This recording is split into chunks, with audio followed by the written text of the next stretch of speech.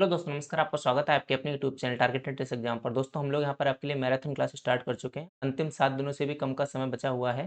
तो ऐसे में आप लोग ये प्रीवियस ईयर पेपर या फिर जो पीवाईक्यू हम लोग करा रहे हैं उनको आप करिएगा।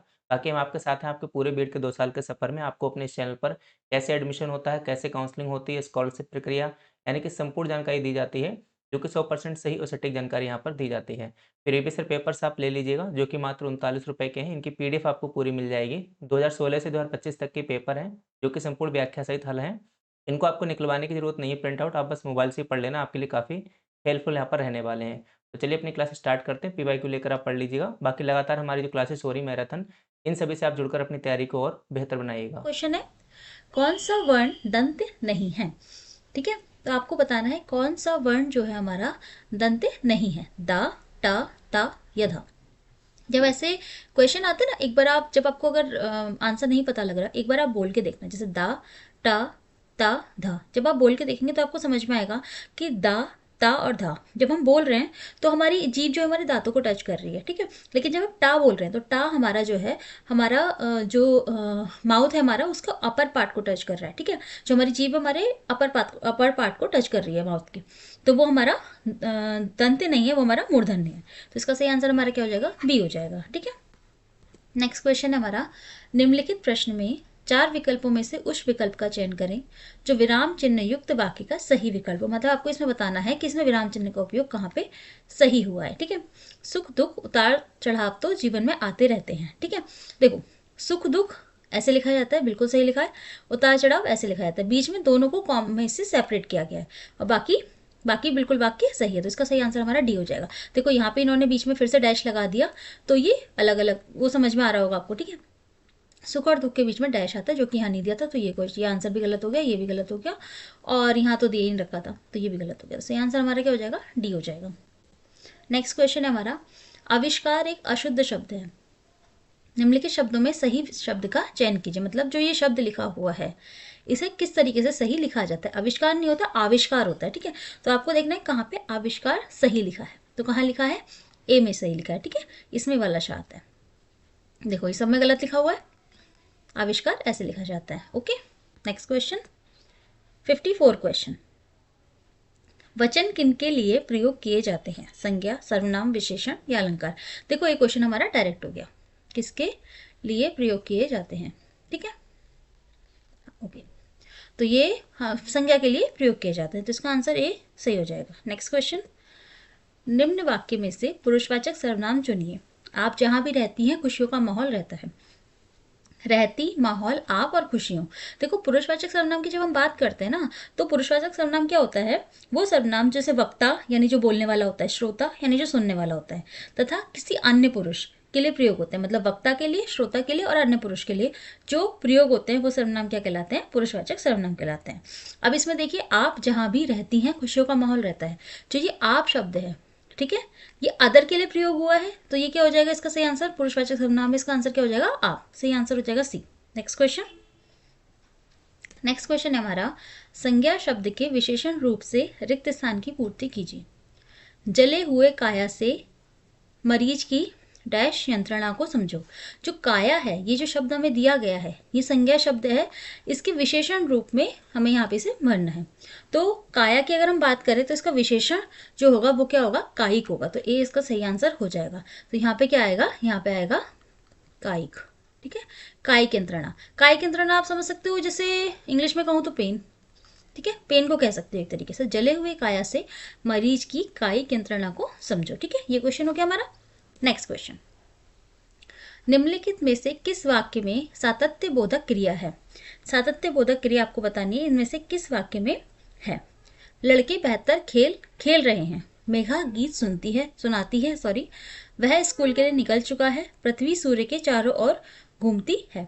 ठीक है, तो पहले हम बात करते हैं सातत्य बोधक क्रिया के बारे में। थोड़ा सा हम लेके चलते हैं, तो बता के चलते हैं, ताकि नेक्स्ट क्वेश्चन जब आप आए तो थोड़ा सा आपको पता रहे कि इसमें क्या होता है। ठीक है, सातत्य बोधक क्रिया क्या होती है कि जो क्रिया, जैसे कोई कार्य हो रहा है, वो लगातार हो रहा है ना, और उसके जारी रहने का बोध होता है जिससे, तो वो सातत्य क्रिया होती है।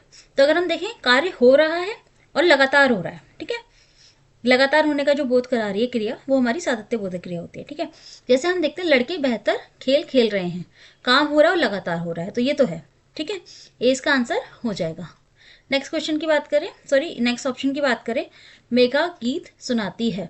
ठीक है, लगातार हो रहा है ये नहीं बता रहे, वह स्कूल के लिए निकल चुका है, पृथ्वी सूर्य के चारों ओर घूमती है।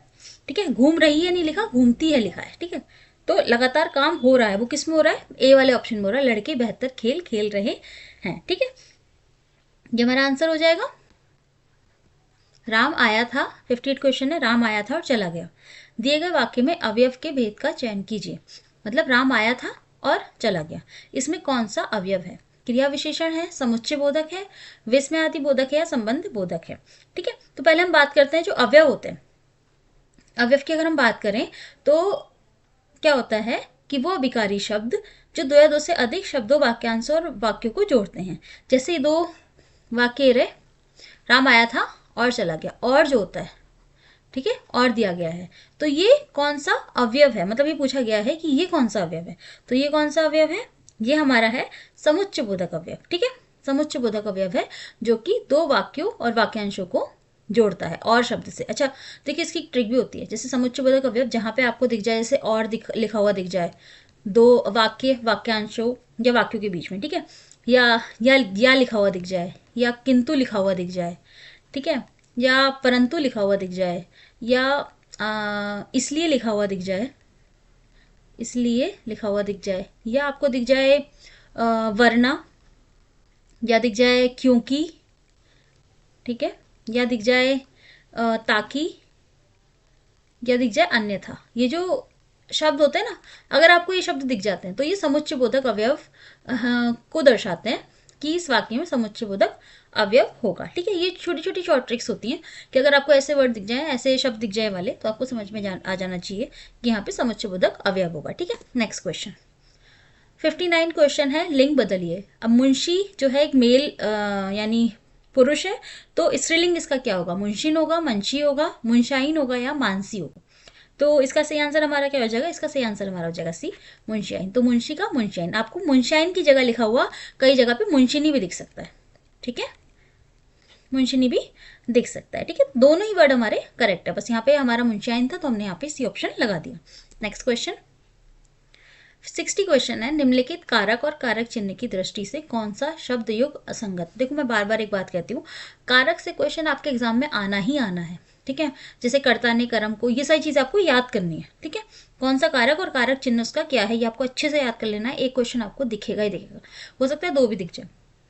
अब आपको बताना है कि इसमें से कौन सा कारक कारक चिन्ह की दृष्टि से मतलब गलत लिखा हुआ है। ठीक है, जैसे हम कर्म को, ठीक है, ये बिल्कुल सही लिखा है, करण से के द्वारा। ठीक है, दोनों में अंतर आपने समझना पड़ेगा, करण से के द्वारा। ठीक है, और संप्रदान के लिए अपादान से अलग होना। ठीक है, ये क्वेश्चन बहुत ज़्यादा पूछा जाता है करण और अपादान से रिलेटेड। ठीक है, ये मैंने आपको बता दिया। इसमें जो से होता है वो के द्वारा के भाव में प्रयोग होता है, और इसमें जो से होता है वो अलग होने के भाव में प्रयोग होता है। ठीक है, तो कर्म भी सही है, करण भी सही है, अपादान भी सही, अधिकरण ये गलत दे रखा है, इसका आंसर गलत दे रखा है। इसका आंसर क्या होगा, अधिकरण क्या होता है, में और पर, में और पर, इसकी कारक चिन्ह क्या होता है, में और पर, तो ये गलत दे रखा है, इसका आंसर हो जाएगा हमारा सी। ठीक है, नेक्स्ट क्वेश्चन 61 क्वेश्चन है हमारा, निम्नलिखित शब्दों में से कौन सा शब्द तद्भव है। ठीक है, तत्सम तद्भव आपने पढ़ना है, तो इसमें से कौन सा शब्द है जो आपका तद्भव है, अक्षर, अक्षांश, नेत्र या कंधा। ठीक है, तो अगर हम तद्भव की बात करें तो इसमें से जो कंधा शब्द है वो हमारा तद्भव हो जाएगा। जैसे अक्षर है, अक्षर का तद्भव क्या होगा, आखर होगा, है ना। अक्षर एक तत्सम शब्द है, इसका जो अक्षर का जो तद्भव होगा, मतलब तत्सम कौन सा होता है, वो संस्कृत वाले, और तद्भव जो होता है वो हिंदी वाले जो होते हैं ना, तो अक्षर का क्या हो जाएगा, आखर हो जाएगा। ठीक है, ऐसे नयन की अगर मैं बात करूँ, वो नेत्र की बात करूँ, तो इसका तत्सम क्या, इसका तद्भव क्या हो जाएगा, नयन हो जाएगा। ये तत्सम है, इसका तद्भव हो जाएगा नयन। ठीक है, और ये तो खुद ही तद्भव में लिखा हुआ है, तो इसका सी हो जाएगा हमारा सही आंसर, डी हो जाएगा हमारा सही आंसर, कंधा। ठीक है, अगर कंधा होगा हमारा तद्भव। ठीक है, अगर मैं इसके तत्सम की बात करूँ तो वो हो जाएगा स्कंध। ठीक है, ये हमारा हो जाएगा तत्सम। तो सही आंसर क्या था हमारा, डी, कंधा। ठीक है, नेक्स्ट क्वेश्चन 62 क्वेश्चन हमारा, विकास शब्द में किस उपसर्ग का प्रयोग हुआ है। उपसर्ग कौन से होते हैं, जो पहले आते हैं। ठीक है, शब्द से पहले आता है वो हमारे उपसर्ग हो जाता है, और उपसर्ग प्रत्यय जो होता है वो बाद में आता है, ठीक है। विकास में किस उपसर्ग का प्रयोग हुआ है, तो इसमें किस उपसर्ग का प्रयोग हुआ है, इसमें वी उपसर्ग का प्रयोग हुआ है, ठीक है। इसमें वी उपसर्ग का प्रयोग होता है। जैसे इस उपसर्ग, जैसे मैं बताऊं, एक इसके अदर एग्जाम्पल कौन से हो जाएंगे, जैसे विकास, विकास में भी वी उपसर्ग उपसर्ग है, ठीक है। उसके अलावा हाँ विदेश, ठीक है, विज्ञान और विधवा, ठीक है। ये जो भी शब्द लिखे हैं इसमें वी उपसर्ग आ रहा है, ठीक है। ओके, नेक्स्ट क्वेश्चन 63 क्वेश्चन है, निम्नलिखित विकल्पों में से सही विलोम युग्म चुनिए। मतलब आपने बताना है कि इसमें से कौन सा विलोम शब्द एक दूसरे के सही लिखे हुए हैं, ठीक है। निरुद्ध, विरुद्ध, निरुद्ध, निराद, निराश, निरुद्ध, निर्गुण या निरुद्ध, अनिरुद्ध। तो निरुद्ध का जो मतलब होता है ना, निरुद्ध का जो मतलब होता है वो होता है जैसे रोका हुआ, ठीक है। जिसे आप रोका हुआ कह सकते हैं, या बंद कह सकते हैं, या बाधित कह सकते हैं, ठीक है।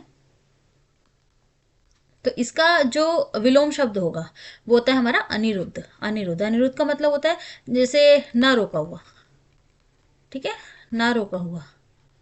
या इसको हम कह सकते हैं खुला, जैसे बंद होता है, बंद का जो अपोजिट होता है खुला या अबाधित, ठीक है। इसका मतलब होता है अबाधित। तो निरुद्ध का क्या होता है, अनिरुद्ध होता है। नेक्स्ट क्वेश्चन 64 क्वेश्चन है हमारा, नाव का समानार्थी शब्द निम्नलिखित विकल्पों में से कौन सा नहीं है। आपको बताना है कौन सा नहीं है। नौका, डोंगी, तरुणी या तरी। नौका तो होता है, नौका इसका समानार्थी शब्द होता है, डोंगी भी होता है, तरी भी होता है। क्या नहीं होता है इसका समानार्थी शब्द, तरुणी नहीं होता है, ठीक है। तरुणी किसका होता है, तरुणी युवती का होता है ना, युवती का होता है।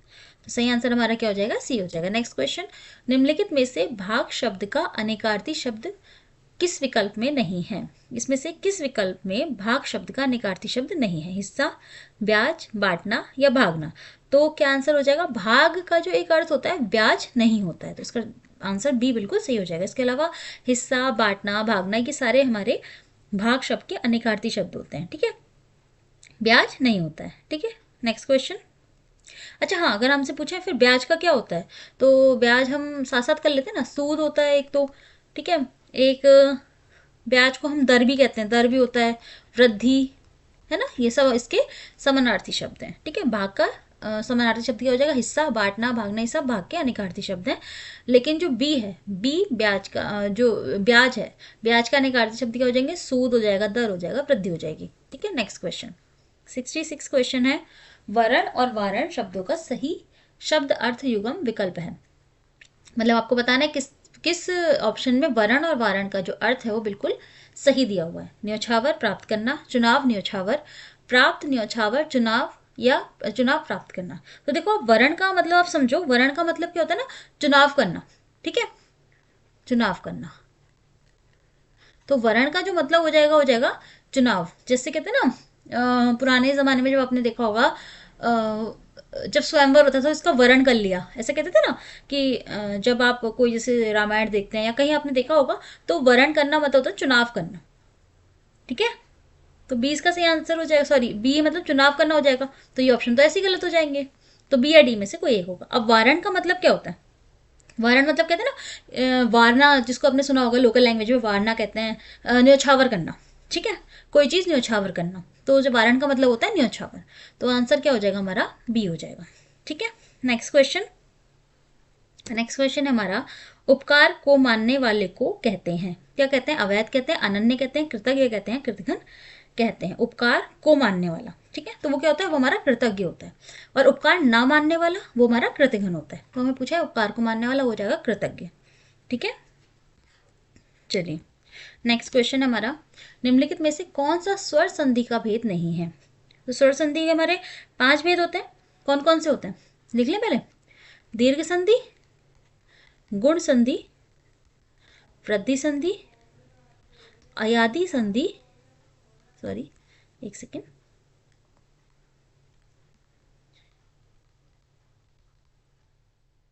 अयादि संधि और यण संधि, ठीक है।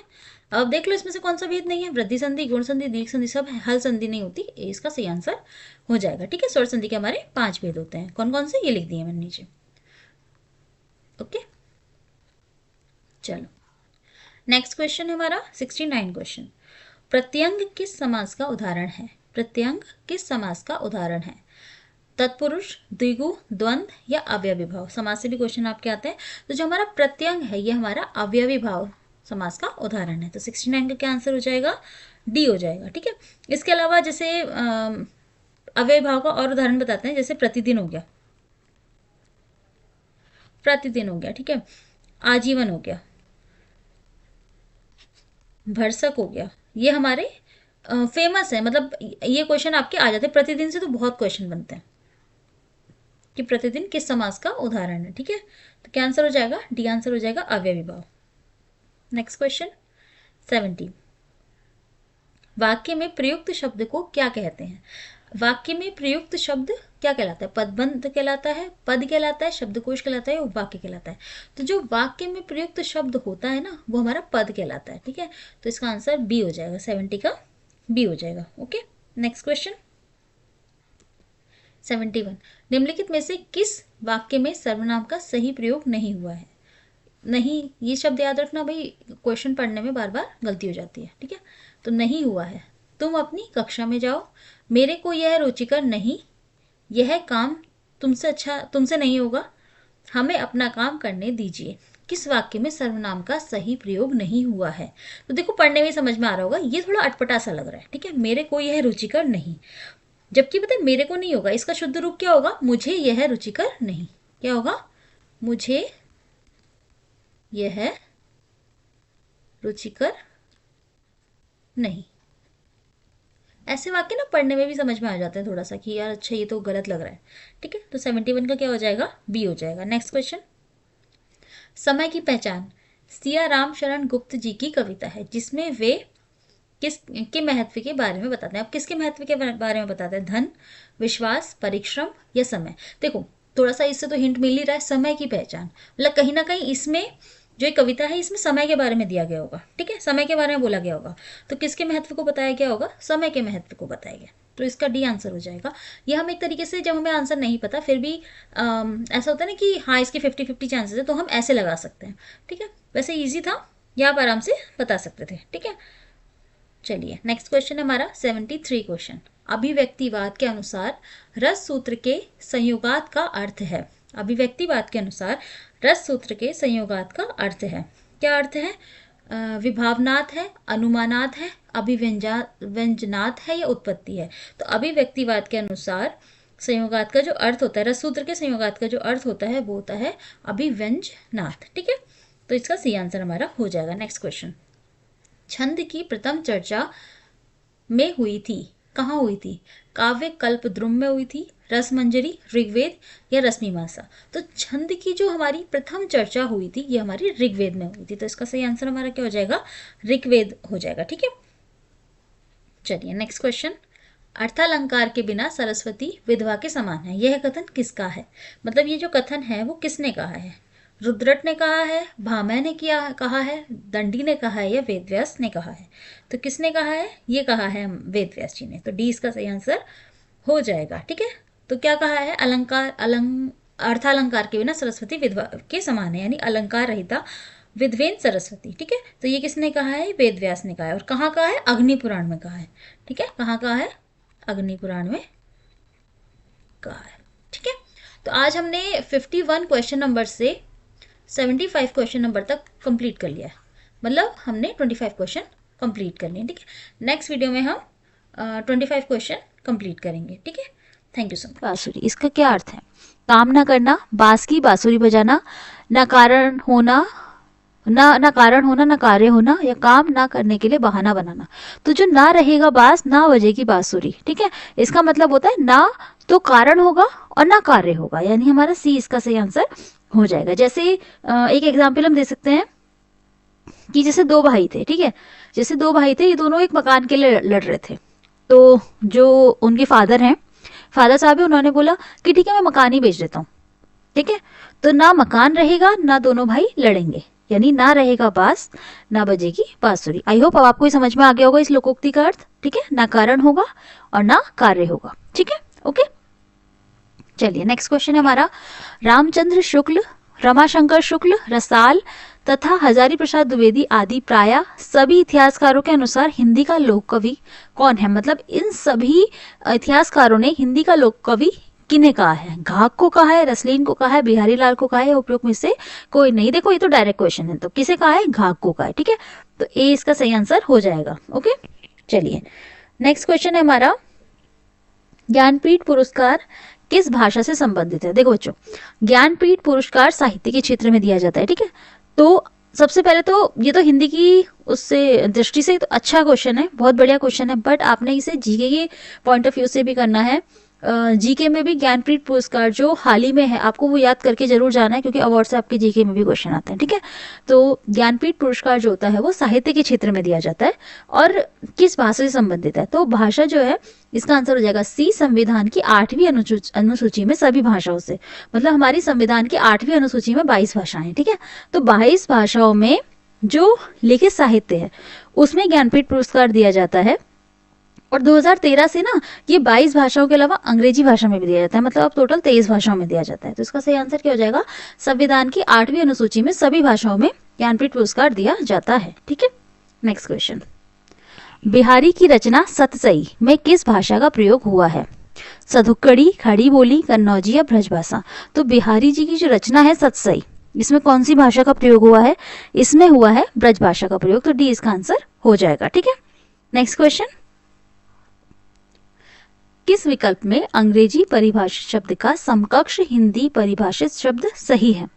ठीक है, मतलब कहने का मतलब है ये इंग्लिश में लिखे हुए हैं, ये हिंदी में। आपको बताना है कि इनका इसमें से किसका जो है वह आंसर वो सही लिखा है, मतलब जिसका जो अर्थ है वो सही लिखा है। ठीक है, ये बताना है। तो क्या वर्कशॉप का अर्थ संगोष्ठी होता है, प्रिजर्वेशन का अर्थ आरक्षण होता है, अनऑथराइज्ड का प्राधिकृत होता है, या मेमोरेंडम का ज्ञापन होता है। ठीक है, तो इसमें किसका अर्थ सही लिखा है, मेमोरेंडम का लिखा है। मेमोरेंडम का अर्थ होता है ज्ञापन, मेमोरेंडम सौंपना होता है ना, ज्ञापन सौंपना, तो इसका अर्थ ज्ञापन होता है। अच्छा, अब हम वर्कशॉप की बात करते हैं। वर्कशॉप हमारा संगोष्ठी नहीं होता है, ये हमारा होता है कार्यशाला। ठीक है, कार्यशाला। ओके, प्रिजर्वेशन का अर्थ होता है हमारा आरक्षण नहीं होता, होता है क्या होता है, संरक्षण होता है। क्या होता है, संरक्षण। कहते नहीं हम कि नमक जो होता है अच्छा प्रिजर्वेटिव होता है। ठीक है, नमक बहुत अच्छा प्रिजर्वेटिव होता है, किसी चीज को एज इट इज रखने में बहुत ज्यादा हेल्प करता है। मतलब जैसे खाने की कोई आइटम होती है, उसमें जब हम नमक डाल देते हैं, या जैसे अचार में नमक ज्यादा इसलिए डाला जाता है क्योंकि वो प्रिजर्व करता है उस चीज को। ठीक है, उसमें संरक्षण करने का गुण होता है, तो प्रिजर्वेशन का मतलब होता है संरक्षण। ठीक है, अनऑथराइज्ड, इसे क्या इसका अर्थ प्राधिकृत होता है, नहीं, इसका अर्थ होता है क्या, अनधिकृत। ठीक है, इसका अर्थ क्या होता है, अनधिकृत। ठीक है, और बाकी मेमोरेंडम का तो ज्ञापन बिल्कुल सही दिया हुआ है, तो डी इसका आंसर हो जाएगा। नेक्स्ट क्वेश्चन 81, मंत्रालय अथवा कार्यालय द्वारा निकाले गए आदेशों की सूचना का संकलन क्या कहलाता है। देखो, मंत्रालय और कार्यालय द्वारा, ये ध्यान रखना। ठीक है, क्या कहलाता है, कार्यालय आदेश कहलाता है, अधिसूचना कहलाता है, परिपत्र कहलाता है, या अर्ध सरकारी पत्र कहलाता है। तो जो मंत्रालय और कार्यालय द्वारा निकाली जाती है ना सूचनाएं, उसे कहते हैं कार्यालय आदेश। तो ए इसका सही आंसर हो जाएगा हमारा। कार्यालय आदेश मतलब जिसे कहते हैं ऑफिस ऑर्डर। ठीक है, ऑफिस ऑर्डर। कुछ कुछ ऐसे शब्द होते हैं ना जो हमें इंग्लिश में पता रहता है, पर हिंदी में थोड़ा अर्थ हमें एकदम एकदम याद नहीं आता, तो थोड़ा सा हम उससे रिलेट करने के लिए इंग्लिश भी पढ़ सकते हैं। ठीक है, इंग्लिश में उस शब्द को पढ़ सकते हैं तो हमें याद आ जाएगा, अच्छा हाँ इसका आंसर ये था। 81 हो गया। 82, निम्नलिखित में से कौन सा शब्द सरकारी कार्यालयी पत्रों में प्रयुक्त होने वाला शब्द नहीं है। मतलब देखो नहीं है, इसमें से कौन सा शब्द है जो सरकारी कार्यालयी पत्रों में प्रयोग नहीं होता है। आदेश, प्रतिवेदन, अधिसूचना या निमंत्रण। तो इसमें तो समझ में आ रहा होगा, निमंत्रण नहीं होता ना। निमंत्रण कब शब्द कब यूज होता है, जैसे किसी को बधाई देनी होती है, परिचय देना होता है। ठीक है, परिचय पत्र वगैरह में, तो उसमें निमंत्रण का यूज होता है, बधाई पत्र वगैरह ये सब। ठीक है, ओके, आदेश, प्रतिवेदन और अधिसूचना, ये सब हमारे सरकारी कार्यालय पत्र में प्रयोग होने वाले शब्द हैं। नेक्स्ट क्वेश्चन, वर्णमाला में कौन सा अक्षर पुल्लिंग नहीं है। आपको बताना है, ये क्वेश्चन अच्छा है, ये क्वेश्चन हमने पहले भी देखा था, या हम आगे भी देखेंगे जब हम प्रीवियस ईयर पेपर और करेंगे।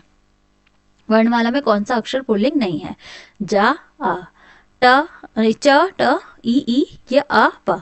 तो जो कौन सा अक्षर पुल्लिंग नहीं है, कौन सा नहीं है, ई और बड़ी ई। ठीक है, छोटी ई और बड़ी ई, सी इसका सही आंसर हमारा हो जाएगा। ठीक है, इसके अतिरिक्त एक री होता है, ठीक है, ऋषि वाला, वो भी नहीं है, वो भी हमारा स्त्रीलिंग में आता है।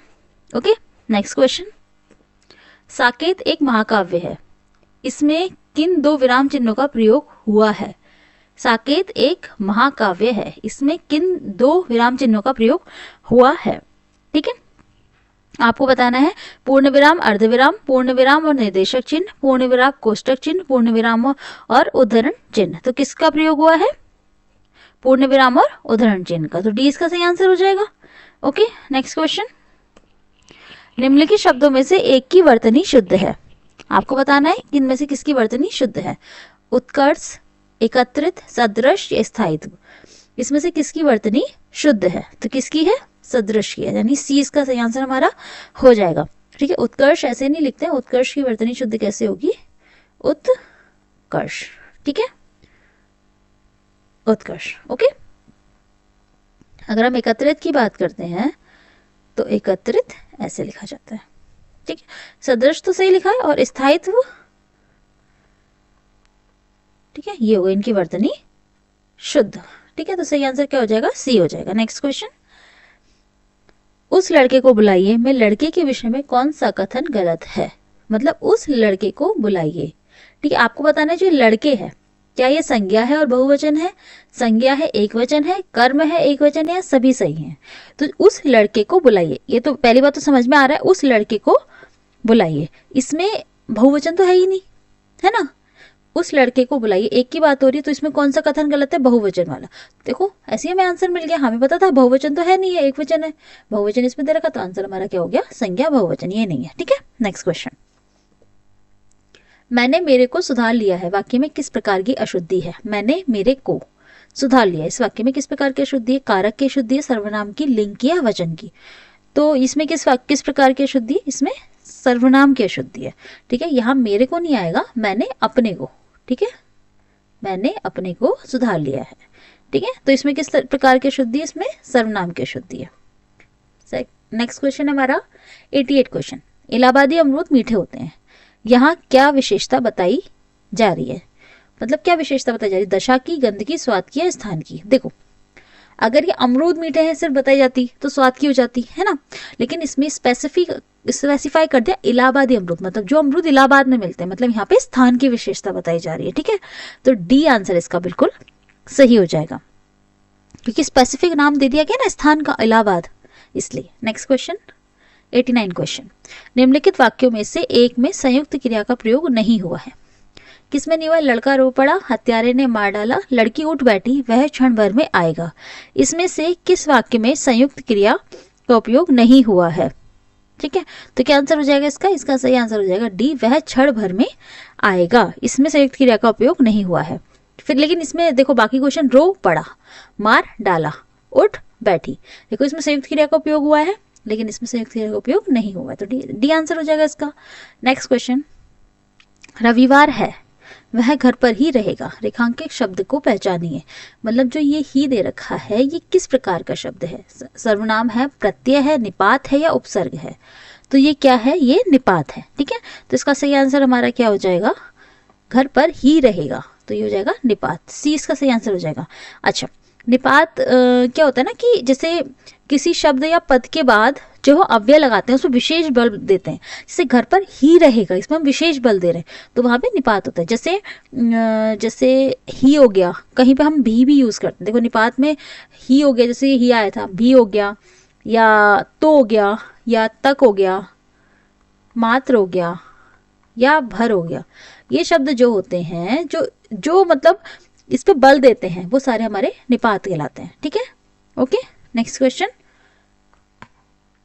क्वेश्चन है हमारा, लिंग संबंधी अनुपयुक्त विकल्प निम्न में से कौन सा है? लिंग संबंधी अनुपयुक्त विकल्प मतलब कहने का मतलब है इसमें आपको बताना है स्त्रीलिंग पुल्लिंग जो दिया गया है उसमें कौन सा विकल्प सही नहीं है।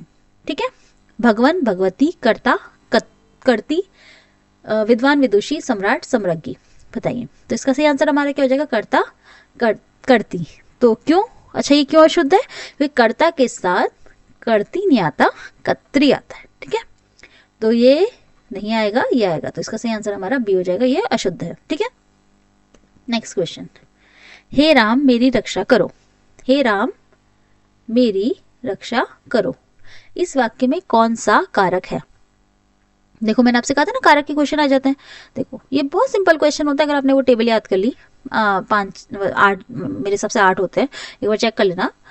तो आप एक बार जब उसकी टेबल याद कर लोगे ना अच्छे से, मतलब कारक कौन सा और कारक चिन्ह कौन सा है, तो ये क्वेश्चन आप बहुत आसानी से कर दोगे। उसके क्वेश्चन के गलत होने के चांसेस वैसे ही नहीं रहते हैं। ठीक है, तो अपादान, संप्रदान, अधिकरण, संबोधन। तो क्या है ये, हे राम, ये हमारा संबोधन कारक है। ठीक है, तो इसका आंसर क्या हो जाएगा, डी इसका सही आंसर हो जाएगा। नेक्स्ट क्वेश्चन, स्वयंभू शब्द का अर्थ है स्वावलंबी, स्वतः उत्पन्न, सर्वश्रेष्ठ या सर्वोपरि।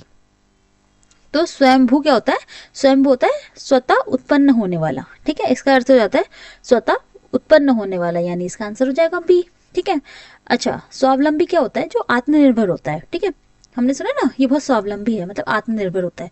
सर्वश्रेष्ठ का अर्थ बोलेंगे हम सबसे श्रेष्ठ एक तरीके से, और सर्वोपरि तो होता है सबसे ऊपर। तो सबके अर्थ आपको समझ में आ गए। तो स्वयंभू का क्या होता है, स्वतः उत्पन्न। ठीक है, नेक्स्ट क्वेश्चन, सुहावना, लिखाई व छलिया में निहित प्रत्यय के लिए सही विकल्प का चयन कीजिए। अभी हमने उससे पहले उपसर्ग पढ़े थे, जो वाक्य में पहले, जो शब्द में पहले प्रयोग हो रहे थे, प्रत्यय हो जाएंगे बाद में। तो सुहावना, लिखाई, छलिया, इसमें आपने बताना है प्रत्यय कौन सा है। ठीक है, तो सुहावना, लिखाई और छलिया, इसमें सुहावना में क्या है, आवना। आवना कहाँ दिया हुआ है, अच्छा आवना, तो ये नहीं हो जाएगा, ये भी गलत हो जाएगा। सुहावना में आवना दिया हुआ है। लिखाई में आई, तो कहाँ दिया हुआ है, ये रहा। तो इसका आंसर हमारा डी हो जाएगा। तो सुहावना में आवना, लिखाई में आई, छलिया में इया, ये हमारे प्रत्यय हैं। ठीक है, 95 क्वेश्चन, निम्नलिखित में से विलोम शब्द की दृष्टि से एक युग्म गलत है। युग्म गलत है, आपको बताना है कौन सा है विलोम शब्द की दृष्टि से। इसमें से कौन सा ऐसा ऑप्शन है जहां विलोम शब्द गलत लिखे। ठीक है, विधि, निषेध, ओके सही है, बिल्कुल सही है। आवाहन, विसर्जन, ये भी सही है। जैसे गणेश जी का नहीं करते हम, जब गणेश चतुर्थी आती है, गणेश जी का आह्वान किया जाता है, गणपति पप्पा आते हैं, आह्वान करते हैं, फिर वो विसर्जित किए जाते हैं, विसर्जन होता है। ठीक है, तो आह्वान विसर्जन भी सही है। आग्रह, विग्रह, ये गलत है। अमीय, हलाहल, ये भी बिल्कुल सही है। ठीक है, आग्रह का जो होता है, आग्रह का जो विलोम होता है वो होता है दुराग्रह। ठीक है, आग्रह का होता है दुराग्रह, और विग्रह तो आपने सुना होगा भाई, संधि है ना, विग्रह का उल्टा क्या होता है, संधि। तो हमारा ऑप्शन क्या हो जाएगा, सी बिल्कुल सही हो जाएगा। ये हमारा ऑप्शन गलत है। ठीक है ना, सी ऑप्शन हमारा गलत है, यानी हमें तो गलती बताना था, तो हमारे लिए सी ऑप्शन बिल्कुल सही है। नेक्स्ट क्वेश्चन, हाँ ठीक है, अब हमें इस गद्यांश को पढ़ना है। इस गद्यांश को पढ़ के आपने आंसर बताने हैं। ठीक है, तो ये आपने पूरा पढ़ना है। मैं आपको चलो हम ढूंढते हैं, पढ़ के आंसर देखते हैं। कालिदास ने क्या कहा था, हमारी परंपरा महिमामय, उत्तराधिकार विपुल और संस्कार उज्जवल है। ये सारे आंसर आपको इसमें मिलेंगे। ठीक है, कालिदास ने क्या कहा था, तो अगर हम देखें, देखो लास्ट लाइन है, कालिदास ने कहा था कि सब पुराने अच्छे नहीं होते, सब नए खराब नहीं होते। ठीक है, तो हमारा आंसर क्या हो जाएगा, सब पुराने अच्छे नहीं होते और सब नए खराब नहीं होते। कहाँ है ये, सब पुराने अच्छे नहीं होते, सब नए खराब नहीं होते। देखो हो गया, डी आंसर हो जाएगा इसका। ठीक है, आप अच्छे से, ये आपको पीडीएफ मिल जाएगी चैनल पे, आप अच्छे सॉरी ऐप पे, वहां पे जाके पूरा पढ़िएगा पैराग्राफ को। मैं आपको आंसर बता दे रही हूँ कहाँ आपको आंसर मिलेंगे। ठीक है, सब आपको पैराग्राफ में मिलेंगे। नेक्स्ट क्वेश्चन हमारा, मनुष्य ने अपनी आजादी के जितने भी नामकरण किए, स्वतंत्रता, स्वराज, स्वाधीनता, उन सब में का बंधन रखा, स्वर और स्व या पर। अच्छा देख लेते हैं कहाँ लिखा है ये, मनुष्य ने अपनी आजादी के जितने भी नामकरण किए, देखो उसने अपनी आजादी के जितने भी नामकरण किए, स्वतंत्रता, स्वराज, स्वाधीनता, उन सब में स्वय का बंधन अवश्य रखा। तो किसका बंधन रखा, स्वय का बंधन रखा है ना। तो क्या आंसर हो जाएगा हमारा इसमें, इसमें हमारा आंसर हो जाएगा स्वय, यानी सी हमारा आंसर हो जाएगा। ठीक है, कोई प्रॉब्लम तो नहीं है। नेक्स्ट क्वेश्चन, लेखक जी कभी कभी क्या सोचने लगते हैं, क्या सोचने लगते हैं, यह हमारी पशुता की निशानी है, यह हमारी पशुता के अवशेष हैं, पशुता या मनुष्यता की ओर अंग्रेजों की अनुवर्तिता करने के बाद भारतवर्ष इंडिपेंडेंस डे को अधीनता क्यों नहीं कह सका। लेखक जी क्या सोचने लगते हैं, देखते हैं चलो। लेखक जी क्या सोचने लगते हैं, लेखक जी क्या सोचने लगते हैं, कहाँ है, इस क्वेश्चन का आंसर हमें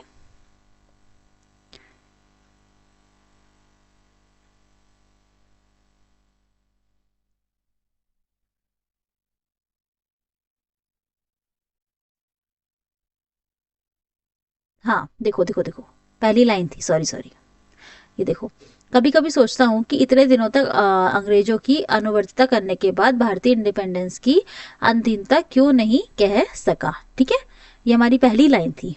ठीक है, तो इसका आंसर क्या हो जाएगा हमारा, ये वाला हो जाएगा। ठीक है, अंग्रेजों की अनुवर्तिता करने के बाद ये वाली डी वाला बिल्कुल सही हो जाएगा। ठीक है, नेक्स्ट क्वेश्चन है, लेखक जी को प्राणी विज्ञानियों की कौन सी बात याद आती है। सहजता, वृत्ति, अनजानी स्मृतियों का ही नाम है, नाना भावों नाना पहलुओं से विचारा गया है, नाखून बढ़ना उनमें से एक हो सकता है, हम कोई नौसिखिए नहीं हैं। तो कौन सी बात याद आती है, क्या आती है, लेखक को प्राणी विज्ञानियों की कौन सी बात याद आती है, देखते हैं। लेखक को प्राणी विज्ञानियों की कौन सी बात याद आती है, तो कहाँ मिलेगा ये, कौन सी बात याद आती है, देखो मुझे प्राणी विज्ञानियों की बात फिर याद आती है, सहजता, सहजात वृद्धि, अनजानी स्मृतियों का ही नाम है। तो क्या आंसर हो जाएगा हमारा, आंसर देख लेते हैं। हाँ देखो, प्राणी विज्ञानियों का ही नाम है, ए हो जाएगा। ठीक है, मिल रहा है हमें आंसर आसानी से। नेक्स्ट क्वेश्चन, मरे बच्चे को गोद में दबाए रहने वाली डैश मनुष्य का आदर्श नहीं बन सकती, सुअर, बंदरिया, भेड़िया, बाघिन। चलो ढूंढते हैं इसको भी। हाँ तो हाँ, ये रहा, मरे बच्चे को गोद में दबाए रहने वाली बंदरिया मनुष्य का आदर्श नहीं बन सकती। ठीक है, आंसर लग गए, टेंशन वाली बात नहीं है, आराम से आप पढ़ सकते हैं इसको। ठीक है, तो आज हमने, हाँ इसका आंसर पहले लगा देते हैं, इसका आंसर हमारा क्या हो जाएगा, बंदरिया, बी हो जाएगा इसका आंसर। ठीक है, तो आज हमने 76 क्वेश्चन नंबर से 100 तक क्वेश्चन कर लिया। हमारा पहला क्वेश्चन है कंप्लीट कर लिए कि नैतत में संधि विच्छेद होगा। नैतत में कौन सा संधि विच्छेद है, ए, बी, सी या डी। अगर हम नैतत की बात करते हैं, तो नैतत का जो संधि विच्छेद होता है वो होता है न प्लस एतत। ठीक है, ना प्लस एतत। तो इसका कौन सा आंसर हो जाएगा, ए इसका सही आंसर हो जाएगा। अच्छा, इसमें पूछा भी जा सकता है कौन सी संधि है, तो इसमें स्वर संधि है, और कौन सी वाली, वृद्धि स्वर संधि है। ठीक है, इसमें वृद्धि स्वर संधि है। ओके, नेक्स्ट क्वेश्चन है हमारा, निम्नलिखित में से कौन सी सुमित्रानंदन पंत की कृति नहीं है। आपको बताना है कि कौन सी सुमित्रानंदन पंत जी की इसमें से कृति नहीं है। पल्लव, कुरुक्षेत्र, स्वर्ण धूलि या वीणा। तो क्या आंसर हो जाएगा, कुरुक्षेत्र हो जाएगा। कुरुक्षेत्र इनकी कृति नहीं है, किसकी कृति है फिर, ये है रामधारी सिंह दिनकर की काव्य कृति है ना। तो किनकी कृति है ये, रामधारी सिंह दिनकर की, रामधारी सिंह दिनकर कि ये काव्य कृति है। ओके, नेक्स्ट क्वेश्चन है हमारा, निम्नलिखित में से एक अशुद्ध वाक्य है। आपको बताना है कौन सा शुद्ध वाक्य है। पूज्यास्पद व्यक्ति का सम्मान करना चाहिए, या बी, दक्षिण भारत के लोग हिंदीतर भाषी हैं, या सी, सुरेखा ने गीत की 2-4 कड़ियां गाई, या डी, अब परीक्षा प्रणाली बदलनी चाहिए। तो इसमें से कौन सा एक अशुद्ध वाक्य हमने बताना है, तो कौन सा है, देखो ए अशुद्ध वाक्य होगा। क्यों, क्योंकि पूज्यास्पद शब्द नहीं होता, सही जो इसका शब्द है, वो सही शब्द जो है वो है पूजास्पद। ठीक है, तो ये सही शब्द होता है, इस वजह से हमारा ए आंसर हमारा बिल्कुल करेक्ट हो जाएगा। बी है, दक्षिण भारत के लोग हिंदीतर भाषी हैं। हिंदीतर का मतलब होता है जैसे जो हिंदी से अलग भाषा बोली जाती है। ठीक है, जो मतलब हिंदीतर का मतलब होता है हिंदी से भिन्न। ठीक है, तो दक्षिण भारत के लोग हिंदीतर भाषी हैं, ये भी बिल्कुल सही है, सी और डी हमारा बिल्कुल सही है। ठीक है, नेक्स्ट क्वेश्चन पे आते हैं। धावक तेज गति से दौड़ते हैं। वाक्य में तेज गति क्रिया विशेषण का कौन सा भेद है, स्थानवाचक है, परिमाणवाचक है, कालवाचक है या रीतिवाचक है। तेज गति आपको बताना है ये क्रिया विशेषण का कौन सा भेद है। ठीक है, तो ये कौन सा भेद है, ये हमारा परिमाणवाचक क्रिया विशेषण है। ठीक है, तो 20 का आंसर हो जाएगा। नेक्स्ट क्वेश्चन, जो व्यक्ति, वस्तु या परिस्थितियां स्थायी भावों को उद्दीपन या जागृत करती हैं, उन्हें कौन सी संज्ञा दी जाती है। जो व्यक्ति, वस्तु या परिस्थितियां स्थायी भाव को उद्दीपन या जागृत करती, क्या कहते हैं उन्हें, विभाव, अनुभाव, संचारी भाव या स्थायी भाव। तो क्या आंसर हो जाएगा इसका आंसर हो जाएगा विभाव, है ना। तो इसका ए आंसर बिल्कुल सही हो जाएगा, डेफिनेशन होगा एक तरीके से ये। नेक्स्ट क्वेश्चन, अवधि शिला का उर पर था गुरुभार, तिल तिल काट रही थी द्रग जलधार। इस उद्धरण में प्रयुक्त छंद है, मतलब आपको ये बताना है कि क्या है, ये दोहा है, ये सोठा है, ये बरवे है या ये गीतिका है। तो ये क्या है, तो इसका आंसर क्या हो जाएगा, इसका आंसर हमारा हो जाएगा बरवे। ठीक है, तो ये हमारा सी बरवे इसका बिल्कुल सही आंसर हो जाएगा। ठीक है, इसमें क्या, क्योंकि विषम चरण जो होते हैं, जिसमें जैसे ये पहला चरण और तीसरा चरण, जो विषम चरण होते हैं इसमें 12-12, और सम चरण जो होते हैं जैसे दूसरा और चौथा, इसमें 7-7 मात्राएं होती हैं। ठीक है, ओके। नेक्स्ट क्वेश्चन, निम्नलिखित में से कौन सा शब्द व्याल शब्द का अर्थ नहीं है। निम्नलिखित में से कौन सा शब्द व्याल शब्द का एक अर्थ नहीं है, सांप, शेर, राजा या दुर्गा। तो इसका आंसर क्या हो जाएगा, डी दुर्गा।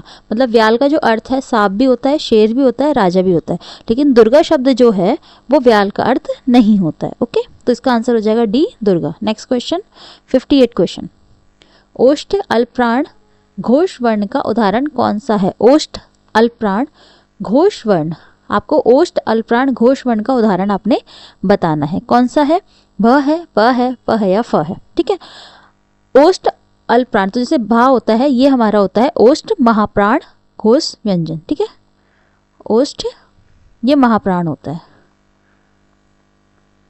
महाप्राण घोष वर्ण। ओके, नेक्स्ट हमारा हम बाकी बात करते हैं, तो ये हमारा होता है ओष्ठ अल्पप्राण घोष वर्ण, यानी बी 22 का बिल्कुल सही आंसर हो जाएगा, 20 का आंसर हो जाएगा। ठीक है, इसके अलावा अगर हम प की बात करते हैं तो ये ओष्ठ अल्पप्राण अघोष वर्ण होता है। ठीक है, लिख देते हैं ओष्ठ अल्पप्राण अघोष वर्ण। ठीक है, और अगर हम फा की बात करते हैं तो ये क्या होता है, ये ओष्ठ महाप्राण अघोष होता है, नहीं, ओष्ठ महाप्राण अघोष वर्ण। ओके, तो हमारा आंसर क्या हो जाएगा, 20 का आंसर हो जाएगा। नेक्स्ट क्वेश्चन है, हमसे अल्पप्राण पूछा गया था क्योंकि। नेक्स्ट क्वेश्चन है हमारा, निम्नलिखित प्रश्न में 4 विकल्पों में से उस विकल्प का चयन करें जो विराम चिन्ह युक्त वाक्य का सही विकल्प हो। विराम चिन्ह जो आते हैं आपके एग्जाम में डेफिनेटली ये क्वेश्चन तो पूछा ही जाता है। ठीक है, तो हमें बताना है विराम चिन्ह इसमें कहाँ सही लगा है। राम ऑफिस से सीधे घर आया, हाथ धोकर खाना खाया, फिर खेल खेलकर सो गया। ये तीनों अलग अलग वाक्य हैं। देखो यहाँ तो डैश लगाई तो बिल्कुल से ही गलत हो जाता है। राम ऑफिस से सीधा घर आया अलग हो गया, हाथ धोकर खाना खाया, हाँ ये बिल्कुल सही है। ठीक है, सी है राम ऑफिस से सीधा घर पहुंचा, हाथ देखो यहाँ पे अलग नहीं कर रखा है वाक्य को, तो ये भी गलत हो जाएगा और ये भी गलत हो जाएगा। तो हमारा आंसर क्या हो जाएगा इसका, बी बिल्कुल सही हो जाएगा। ये ऑफिस से सीधा घर पहुंचा एक हो गया, हाथ धोकर खाना खाया दूसरा हो गया, फिर खेलकर सो गया। ठीक है, 3 अलग अलग वाक्य को कंबाइन किया गया है, जोड़ा गया है। ठीक है, नेक्स्ट क्वेश्चन, भाषा विज्ञान की दृष्टि से उ किस प्रकार का स्वर है। पश्च विवृत, अग्र संवृत, अग्र विवृत या पश्च संवृत। तो जो उ होता है हमारा वो किस प्रकार का होता है, वो होता है पश्च संवृत, यानी डी इसका बिल्कुल सही आंसर हो जाएगा। नेक्स्ट क्वेश्चन, इनमें से किस शब्द की वर्तनी शुद्ध है, मतलब उन्नयन किस तरीके से लिखा जाता है ये आपको बताना है, किसकी वर्तनी शुद्ध है, ए बी सी या डी। तो कैसे लिखा जाता है, बिल्कुल सही, बी बिल्कुल शुद्ध है। ठीक है, नेक्स्ट क्वेश्चन, ग ग ड ठ त इनमें कितने अघोष व्यंजन हैं।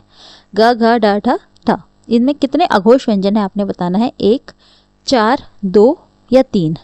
ठीक है, तो इसमें हम अगर देखते हैं एक तो ये ता आ जाता है और एक ये ठा आ जाता है, ये दोनों हमारे अघोष व्यंजन है। ठीक है, ये दोनों अघोष हो गए तो कितने कितने हो गए, इसमें अघोष पूछे हैं ना तो 2 हो गए, तो इसका आंसर क्या हो जाएगा, 2 हो जाएगा। नेक्स्ट क्वेश्चन, संयुक्त सर्वनाम नामक सर्वनाम की एक पृथक श्रेणी का उल्लेख इनमें से किस विद्वान ने किया है। संयुक्त सर्वनाम नामक सर्वनाम की एक पृथक श्रेणी बनाई, किस विद्वान ने इसका उल्लेख किया है। भोलेनाथ तिवारी, हरदेव बहारी, डॉक्टर दीपशित, जॉर्ज ग्रेगसन। बताइए क्या आंसर हो जाएगा इसका, तो इसका आंसर बिल्कुल सही डॉक्टर दीपशित, यानी सी बिल्कुल सही हो जाएगा। ठीक है, नेक्स्ट क्वेश्चन,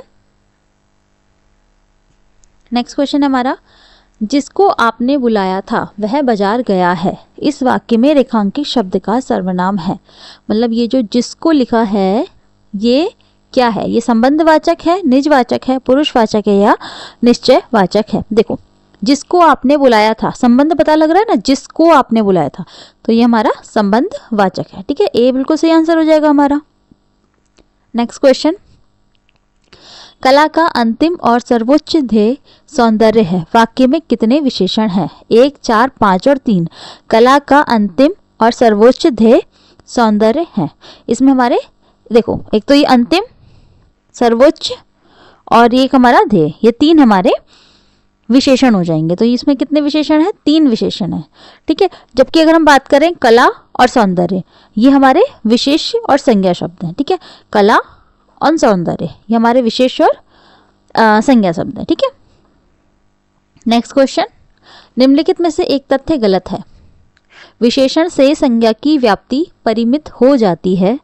जिस विकारी शब्द से संज्ञा की व्याप्ति मर्यादित होती है उसे विशेषण कहते हैं। प्रयोग की स्थिति के आधार पर अंकित शब्द विशेषण और विशेष्य दोनों हैं। विशेषण शब्द सदैव विशेष्य से पहले प्रयुक्त होता है, विशेष्य के बाद कभी प्रयुक्त नहीं होता है। तो क्या आंसर हो जाएगा इसका? कौन सा तथ्य गलत है? तथ्य कौन सा गलत है? ये वाला, बिल्कुल सही। ठीक है, थोड़ा कंफ्यूजिंग लग रहा है ना ये पूरा, जो फर्स्ट सेकंड थर्ड ऑप्शन है कंफ्यूजिंग लग रहा है, बट हमें ये तो पता है कि विशेषण शब्द जो है वो सदैव विशेष्य से पहले प्रयुक्त होता है, बाद में प्रयुक्त होता है। ये आंसर गलत है, क्योंकि हमने ये पढ़ा हुआ है कि दोनों तरफ प्रयुक्त हो सकते हैं, है ना। तो ये हमने पढ़ा हुआ है, मतलब कभी कभी विशेषण विशेष्य से पहले प्रयुक्त होता है, कभी बाद में प्रयुक्त होता है। ठीक है, ये हमने पढ़ा हुआ है, उद्देश्य विशेषण और विशेषण विशेष्य में। ठीक है, तो हमारा ये आंसर गलत हो जाएगा, यानी डी आंसर बिल्कुल सही है।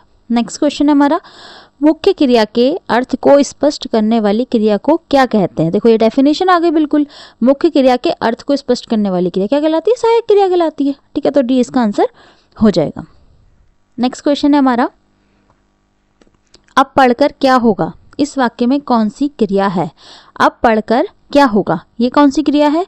ये हमारी प्रेरणार्थक क्रिया है कि संयुक्त क्रिया है, पूर्वकालिक क्रिया है, द्विकर्मक क्रिया? अब पढ़कर क्या होगा, ये हमारी पूर्वकालिक क्रिया है। ठीक है, तो सी इसका आंसर हो जाएगा। ओके, नेक्स्ट क्वेश्चन, निम्नलिखित में से लिंग की दृष्टि से असंगत युग्म है। लेखक लेखिका, चूहा चूहिया, टोकरा टोकरी, पतीला पतीली। लिंग की दृष्टि से असंगत युग्म है, तो कौन सा हो जाएगा? ये हो जाएगा, सी हो जाएगा, टोकरा टोकरी। टोकरी होता है ऐसे। ओके, नेक्स्ट क्वेश्चन, मन गढ़ंत, शिष्टता, घबराहट, इन शब्दों के लिंग बताइए। मन गढ़ंत, शिष्टता, घबराहट, ये 3 शब्द हैं, आपको बताना है कि इनके लिंग क्या है, मतलब ये पुल्लिंग है कि ये स्त्रीलिंग है। ठीक है, तो जो मनगढ़ंत शब्द होता है ना, वो पुल्लिंग और स्त्रीलिंग दोनों होता है। ठीक है, तो मनगढ़ंत शब्द है पुल्लिंग और स्त्रीलिंग दोनों, तो ये आंसर हो जाएगा डी। ठीक है, अच्छा देख लेते हैं, शिष्टता, हाँ ये स्त्रीलिंग शब्द होता है, घबराहट भी हमारा स्त्रीलिंग शब्द है, तो इसका आंसर क्या हो जाएगा? डी हो जाएगा। नेक्स्ट क्वेश्चन, चिड़िया शब्द का प्रयोग बहुवचन में क्या होता है? क्या वो चिड़िया होता है, चिड़ियों होता है, चिड़ियों होता है या चिड़िए होता है? तो चिड़िया का जो होता है वो चिड़िया होता है ना, तो ए बिल्कुल सही आंसर हो जाएगा इसका। नेक्स्ट क्वेश्चन, मुझे आपके हस्ताक्षर चाहिए। इस वाक्य में हस्ताक्षर शब्द क्या है? ठीक है, ये बहुवचन है, एक वचन है, नित्य बहुवचन है या नित्य एक वचन है? तो मुझे आपके हस्ताक्षर चाहिए। अच्छा ये क्वेश्चन अच्छा क्वेश्चन है। ठीक है, ये क्वेश्चन आने के चांसेस बहुत रहते हैं, बहुत अच्छा क्वेश्चन है। क्या है ये? नित्य बहुवचन। अच्छा, नित्य बहुवचन की अगर हम बात करते हैं तो वो शब्द जो होते हैं जो व्याकरण के रूप में तो हमेशा बहुवचन में ही प्रयोग किए जाते हैं, मतलब व्याकरण के रूप में वो बहुवचन में ही प्रयोग किए जाएंगे, चाहे वो दिखते एक वचन जैसे हों। अच्छा, तो ये हमारे क्या हो जाते हैं? नित्य बहुवचन हो जाते हैं। ठीक है, अब इनका कोई एक वचन रूप नहीं होता। जैसे अगर मैं एग्जाम्पल आपको बताऊं, जैसे अगर मैं नित्य बहुवचन के उदाहरण बताती हूँ, तो एक तो ये हस्ताक्षर हमने देख ही लिया, ये नित्य बहुवचन है। इसके अलावा आपका दर्शन हो जाता है, ठीक है, और आंसू हो जाता है। उसके अलावा आपका होश शब्द जो है वो भी एक नित्य बहुवचन है। बाल हो गए या लोग हो गए या आपके तेवर, समाचार, ये सारे के सारे, हाँ एक हो जाता है प्रजा, ये सारे के सारे आपके नित्य बहुवचन के रूप होते हैं। ओके, नेक्स्ट क्वेश्चन 73 क्वेश्चन है, वचन के आधार असंगत शब्द युग्म है। आपको बताना है कि वचन के आधार पर इनमें से कौन सा असंगत युग्म है। बिल्ली बिल्लियां, पेड़ पेड़ों, खंबा खंबे, रस्सी रस्सियां। तो इसका क्या आंसर हो जाएगा? 73 का हमारा आंसर हो जाएगा बी, पेड़ पेड़ों। ठीक है, क्योंकि पेड़ जो होता है उसका बहुवचन भी पेड़ ही होता है, इसलिए पेड़ों नहीं आएगा, पेड़ ही आएगा। ठीक है, पेड़ों नहीं आएगा, पेड़ ही आएगा। Okay, next question. सत्संग में जाने के बाद मन को शांति मिलती है। दिए गए वाक्य का काल पहचानिए। सत्संग में जाने के बाद मन को शांति मिलती है। तो क्या ऐसा है? सामान्य भूतकाल है, आसन्न भूतकाल है, अपूर्ण भूतकाल है, इनमें से कोई नहीं है। देखो भूतकाल तो हमें पता लग रहा है, इसमें से कौन सा भूतकाल है? तो ये हमारा आसन्न भूतकाल है, मतलब क्रिया का अभी अभी पूर्ण हुई है ना, क्रिया अभी अभी कुछ समय पहले पूर्ण हुई है। भूतकाल, आसन्न भूतकाल में क्रिया अभी अभी जस्ट पहले, जैसे मैंने मिठाई खाई है, ठीक है, खाई है, जस्ट खाई है, ठीक है, तो ये हमारा आसन्न भूतकाल है। नेक्स्ट क्वेश्चन, और आज का हमारा लास्ट क्वेश्चन।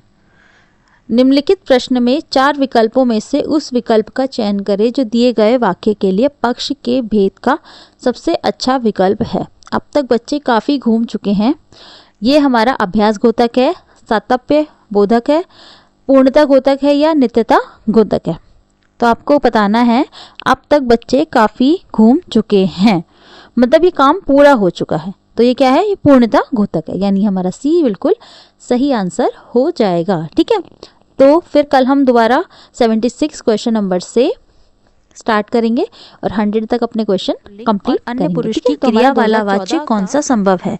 देखो ये डायरेक्ट क्वेश्चन है। सदैव एक वचन, पुल्लिंग और अन्य पुरुष की क्रिया वाला वाच्य आपने बताना है कौन सा संभव है। भाववाच्य, कृतवाच्य, कर्मवाच्य और भाववाच्य या कर्मवाच्य। क्या हो जाएगा इसका आंसर? भाववाच्य, है ना। ए इसका बिल्कुल सही आंसर हो जाएगा। नेक्स्ट क्वेश्चन, कानों सुनी बात पर यकीन मत करो। रेखांकित पद का कारक बताइए। कानों सुनी का मतलब होता है कानों से सुनी या कानों के द्वारा सुनी। ठीक है, कानों से सुनी, आपको इसमें कारक बताना है। ठीक है, तो क्या होगा? कर्ता होगा, कर्म होगा, करण होगा या संप्रदान होगा। तो इसमें करण कारक होगा ना, से के द्वारा, कानों के द्वारा, तो हो जाएगा करण कारक। नेक्स्ट क्वेश्चन, राजा ने ब्राह्मण को धन दिया। वाक्य में रेखांकित पद में कारक है। राजा ने ब्राह्मण को धन दिया। कर्ता कारक, कर्म कारक, संप्रदान कारक या अपादान कारक।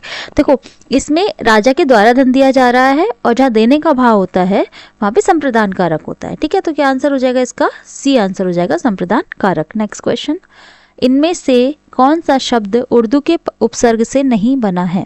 उर्दू के उपसर्ग से नहीं बना है। नाराज, लाचार, दुबला या बेवकूफ। क्या आंसर हो जाएगा इसका? इसका आंसर हो जाएगा सी, दुबला, क्योंकि दुबला में दो उपसर्ग आता है जो कि एक हिंदी उपसर्ग है ना। हमसे ये तो पूछा था, ये हमारा एक हिंदी उपसर्ग है।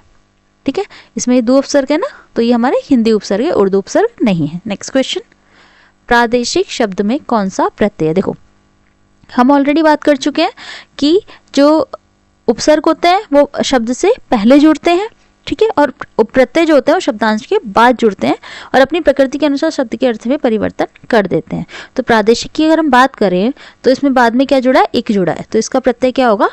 इक होगा। ठीक है, तो बी इसका आंसर हो जाएगा। प्रादेशिक में कौन सा प्रत्यय है? बी, इक। ओके, नेक्स्ट क्वेश्चन, नीचे दिए गए युग्म में कौन सा त्रुटिपूर्ण है?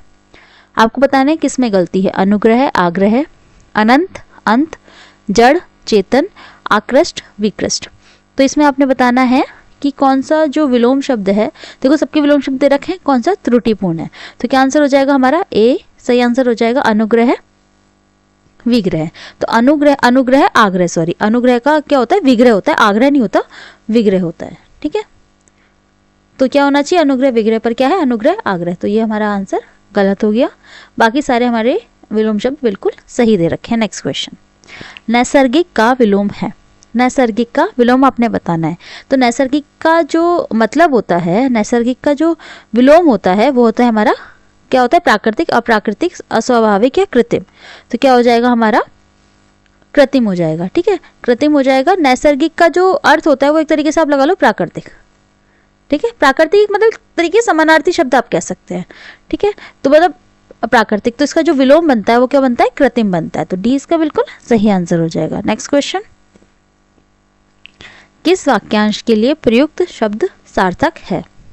व्याकरण जानने वाला वीर प्रसु नहीं है, तो देखो पहले ही गलत हो गया, ये गलत है। क्षण में नष्ट होने वाला क्षतिपूर्ति, ये भी बिल्कुल गलत है। जिसमें सबकी सम्मति है सर्वज्ञ, ये भी बिल्कुल गलत है। जो बिना वेतन काम करता है अवैतनिक, ये बिल्कुल सही है। क्या आंसर हो जाएगा? डी। अच्छा, इनके अब जान भी लेते हैं कि क्या कहते हैं। व्याकरण को जानने वाला जो कहलाता है वो होता है व्याकरण, ठीक है, जो होता है सही आंसर। अच्छा, क्षण में नष्ट होने वाला कहते हैं क्षणभंगुर को, क्षणभंगुर, ओके। जिसमें सबकी सम्मति है तो वो कहते हैं सर्वज्ञ नहीं होता, होता है सर्वसम्मति, ओके ओके, हो जाएगा सर्वसम्मति। तो हमारा क्या आंसर हो जाएगा? डी आंसर हो जाएगा। नेक्स्ट क्वेश्चन 84 क्वेश्चन, कर्मधारय समास का उदाहरण है दशानन, गजानन, पंचक्की या राजकुमार। दशानन, गजानन, पंचक्की या राजकुमार। तो कर्मधारय समास का हमारा उदाहरण क्या होगा? पंचक्की, है ना। पानी से चलती है जो चक्की, तो हमारी हो जाती है पंचक्की, हमारा कर्मधारय समास का उदाहरण हो जाएगा। नेक्स्ट क्वेश्चन, कतर व्योत में कौन सा समास है? ठीक है, कतर व्योत में कौन सा समास है? कतर व्योत की अगर हम बात करते हैं तो कतर व्योत का जो मतलब होता है वो होता है हमारा काट छाट करना या हेर फेर करना। क्या मतलब होता है? काट छाट करना या हेर फेर करना, है ना। हेर फेर लिख देते हैं। अच्छा, कुछ समझ में आ रहा है कि इसमें कौन सा समास हो सकता है? देखो, ये दिख गया आपको, ये चिन्ह आपको दिख गया। क्या हो सकता है इसमें? द्वंद्व समास। Very good. इसमें कौन सा समास होगा? द्वंद्व समास होगा, ठीक है। नेक्स्ट क्वेश्चन, नया मुल्ला प्याज ज्यादा खाता है, ये एक लोकोक्ति है, आपको इसका मतलब बताना है। प्रारंभ में अधिक शौक का होना, मुल्ला प्याज का शौकीन होता है। खाने पीने का शौकीन होना, मुल्ला की प्याज प्रियता। तो जो लोकोक्ति है इसका अर्थ होता है कि प्रारंभ में अधिक शौक का होना। नया मुल्ला प्याज ज्यादा खाता है मतलब प्रारंभ में अधिक शौक का होना, तो ए सही आंसर हो जाएगा। नेक्स्ट क्वेश्चन, निम्नलिखित पंक्ति में कौन सा अलंकार है? एक म्यान में दो तलवारें कभी नहीं रह सकती हैं। किसी और पर प्रेम नारियां पति का क्या सह सकती हैं? आपको बताना है इसमें कौन सा अलंकार है। दृष्टांत, समासोक्ति, विभावना या विरोधाभास। तो इसमें कौन सा अलंकार है? इसमें हमारा दृष्टांत अलंकार है, ठीक है। दृष्टांत अलंकार मतलब जहां पहले कोई बात कहकर उसकी मिलती जुलती बात का उदाहरण दिया जाता है। मतलब ये हमने एक बात कह दी, इससे मिलती जुलती बात का हमने उदाहरण दे दिया, तो यहाँ पे हमारा क्या होगा? ये हमारा दृष्टांत अलंकार होगा, ठीक है। ओके, नेक्स्ट क्वेश्चन, पानी परत को हाथ छुओ नहीं, नैनन के जल सो पग धोए। इसमें कौन सा अलंकार है? पानी परात को हाथ छुओ नहीं, नैनन के जल सो पग धोए। देखो, इसमें क्या चीजें बड़ा चढ़ा के बोली गई है ना, बड़ा चढ़ा के। कोई आंखों के पानी से पैर थोड़ी ना धो सकता है ना। तो नैनन के जल सो पग धो मतलब आंखों के पानी से पैर धोए, वो कोई धो ना सकता है। तो ये तो अतिशयोक्ति हो गई ना, मतलब बड़ा चढ़ा के। तो इसमें कौन सा अलंकार? अतिशयोक्ति अलंकार होगा, है ना। तो क्या आंसर हो जाएगा इसका? हमारा ए बिल्कुल सही आंसर हो जाएगा। नेक्स्ट क्वेश्चन है, यह मुँह और मसूर की दाल। ये तो बहुत फेमस लोकोक्ति है, ये तो आई थिंक आपको पता होगा। यह मुँह और मसूर की दाल, इस लोकोक्ति का अर्थ बताना है। मजबूरी में आदमी सब कुछ करता है, केवल ऊपरी दिखावा करना, पुराना गौरव समाप्त, या अपनी औकात को बढ़कर होना या करना। अपनी औकात से बढ़कर होना या करना। क्या आंसर हो जाएगा इसका? सही आंसर हो जाएगा अपनी औकात से बढ़कर होना या करना। ये मुँह और मसूर की दाल, ठीक है। 89 का क्या आंसर हो जाएगा?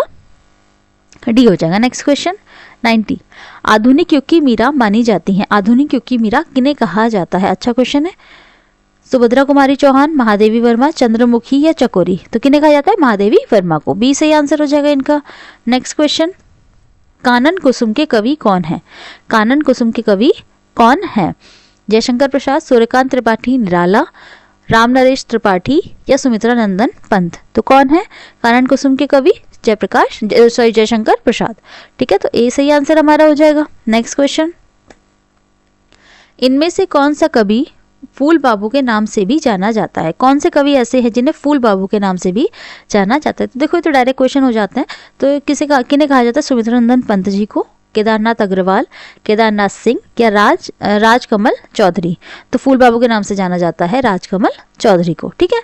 Okay, next question, Dharamvir Bharati का नाटक जिसमें महाभारत के कथानक को आधुनिक युग के अनुकूल प्रस्तुत किया गया है? स्कंदगुप्त, आषाढ़ का एक दिन, लहरों का राजहंस या अंधा युग? बताइए क्या आंसर हो जाएगा इसका? इसका सही आंसर है हमारा अंधा युग, है ना, डी इसका बिल्कुल सही आंसर है। इसमें क्या है, महाभारत के कथानक को आधुनिक युग के अनुकूल प्रस्तुत किया गया है। ठीक है, और किन्होंने लिखा है ये? धर्मवीर भारती ने। Okay, next question. Next question है हमारा, मूर्ति देवी पुरस्कार किस संस्था द्वारा प्रदान किया जाता है? साहित्य अकादमी, उत्तर प्रदेश हिंदी संस्थान, दिल्ली हिंदी अकादमी या भारतीय ज्ञानपीठ? तो मूर्ति देवी पुरस्कार जो है वो भारतीय ज्ञानपीठ द्वारा प्रदान किया जाता है। ओके, ठीक है, नेक्स्ट क्वेश्चन। अज्ञेय जी को किस कृति पर ज्ञानपीठ पुरस्कार मिला है? अज्ञेय जी को किस कृति पर ज्ञानपीठ पुरस्कार मिला है? भग्नदूत, इत्यलम, हरी घास पर क्षण भर या कितनी नावों में कितनी बार? तो इन्हें मिला है कितनी नावों में कितनी बार। इसके लिए ज्ञानपीठ पुरस्कार इन्हें कब मिला? 1978 में। कब? 1978 में। ओके, नेक्स्ट क्वेश्चन की बात करते हैं। नेक्स्ट क्वेश्चन हमारा पूरा पैराग्राफ आ जाता है, तो हम क्या करते हैं, हम आप ही वीडियो पॉज करके पूरा पैराग्राफ पढ़ सकते हैं। ठीक है, पूरा पैराग्राफ पढ़ के तब आंसर दीजिएगा। अदरवाइज आप एप्लीकेशन से ये PDF डाउनलोड कर सकते हैं, वहाँ पे आप इसे पढ़िएगा, उसके आंसर दीजिएगा। ठीक है, हम आंसर ढूंढने की कोशिश करते हैं। ओके, तो हमारा पहला क्वेश्चन है, कैसे मित्र विष से भरे घट के समान त्याज्य होते हैं? कैसे मित्र विष से भरे घट के समान त्याज्य होते हैं? ये सारे आंसर आपको किस में मिलेंगे? इस पैराग्राफ में मिलेंगे। ठीक है, जो मित्र सिर्फ अप्रिय वचन बोलते हैं, जो मित्र सिर्फ चुप रहते हैं, जो मित्र प्रिय बोलते हैं लेकिन पीछे विष वमन करते हैं, जो मित्र सिर्फ सच बोलते हैं। तो कैसे मित्र विष से भरे घट के समान त्याज्य होते हैं, देखते हैं। तो इसका आंसर हम देखते हैं। इसका आंसर हमें कहाँ मिलेगा? कैसे मित्र, देखो ये हो गया, ऐसे मित्र मुख पर अमृत वाले विष से भरे घट के समान त्याज्य हैं। ठीक है, कैसे? जो पीछे विष वमन करते हैं। ठीक है, देखो ये हो गया। तो हमारा आंसर क्या हो जाएगा? हमारा आंसर हो जाएगा जो पीछे विश्वमन करते हैं, जो सबके सामने प्रिय बोलते हैं लेकिन पीछे विश्वमन करते हैं। देखो यहाँ तक हमने बोला, ये हाईलाइट कर देते हैं इसको। ऐसे मित्र सबके सामने प्रिय बोलते हैं लेकिन पीछे विश्वमन करते हैं, तो ऐसे मित्र विष से भरे घट के समान त्याज्य है। ठीक है, हमारा आंसर हो गया, मिल गया हमें आंसर। सी इसका सही आंसर हो जाएगा। नेक्स्ट क्वेश्चन, विश्ववंश शब्द कौन से समास का उदाहरण है? विश्ववमन शब्द कौन से समास का उदाहरण है? तो आपने बताना है कौन से समास का उदाहरण है ये। द्वंद्व समास, बहुव्रीहि समास, अव्ययी भाव समास या तत्पुरुष समास। तो विश्ववन का जो अर्थ होता है वो होता है विष उगलना, ये कटु बात कहना, तो ये हमारा तत्पुरुष समास का उदाहरण होता है। तो डी इसका बिल्कुल सही आंसर हो जाएगा। नेक्स्ट क्वेश्चन, पातक शब्द का विलोम निम्नलिखित में से कौन सा शब्द है? पातक। तो पातक का जो मतलब होता है वो होता है एक तरीके से पाप। ठीक है, तो पाप का विलोम क्या होगा? पुण्य होगा। तो हमारा ए बिल्कुल सही आंसर हो जाएगा इसका। नेक्स्ट क्वेश्चन, नेक्स्ट क्वेश्चन है, मित्रता को स्थिर और दृढ़ रखने के लिए सबसे महत्वपूर्ण आवश्यक तत्व है। आपको बताना है मित्रता को स्थिर और दृढ़ रखने के लिए सबसे महत्वपूर्ण आवश्यक तत्व है। उधार लेना, उधार देना, समय पर सहायता ना करना, सहिष्णुता, उदारता, बुराई करना और गुणों को छिपाना। तो क्या आंसर हो जाएगा इसका? देखें, चलिए हम ढूंढते हैं। हमारा क्वेश्चन था कि मित्रता को स्थिर और दृढ़ रखने के लिए ना, तो हाँ देखो ये आंसर मिल गया, ये तो हमें देखते ही मिल गया। मित्रता को स्थिर और दृढ़ रखने के लिए सबसे महत्वपूर्ण आवश्यक तत्व है सहिष्णुता और उदारता। ठीक है, आंसर हमें मिल गया। चलो मार्क कर लेते हैं, कहाँ था? सहिष्णुता और उदारता। ठीक है, सी आंसर हो जाएगा इसका। और आज का हमारा लास्ट क्वेश्चन है, किस कारण से मित्रता में दरार पैदा होने का भय बना रहता है? दोष दर्शन और एक दूसरे पर छींटाकशी से, स्पष्ट और सीधी बात कहने से, असहयोग करने से या झूठी प्रशंसा करने से किस कारण से मित्रता में दरार पैदा होने का भय बना रहता है? चलो ढूंढते हैं, किस कारण से मित्रता में दरार पैदा होने का भय बना रहता है। चलो देखो मिल गया, गिरा। दोष दर्शन और एक दूसरे पर छींटाकशी से मित्रता में दरार पैदा होने का भय बना रहता है। चलो ठीक है, ये आंसर भी हमें मिल गया।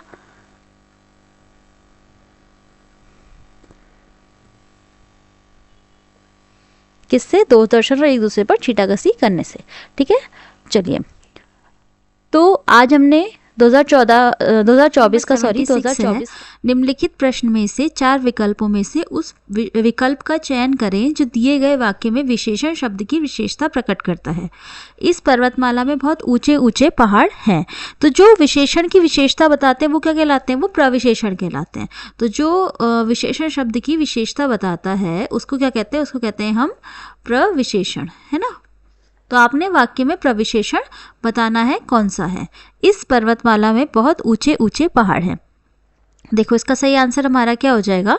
इसका सही आंसर हमारा हो जाएगा बहुत, यानी 20 का सही आंसर हो जाएगा। क्यों? क्योंकि देखो पहाड़ है, पहाड़ का जो विशेषण है वो ऊंचे ऊंचे हैं और ऊंचे ऊंचे की विशेषता जो बता रहा है वो बहुत शब्द है।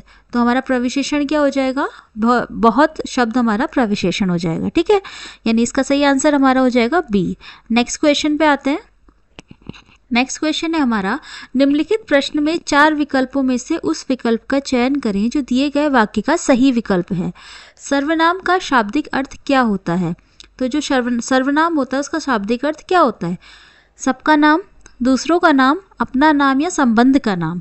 तो इसका सही आंसर क्या हो जाएगा हमारा? सर्वनाम का शाब्दिक अर्थ होता है सबका नाम। तो ए सही आंसर हो जाएगा। नेक्स्ट क्वेश्चन, इनमें से कौन सी गजानन माधव मुक्तिबोध जी द्वारा रचित रचना नहीं है?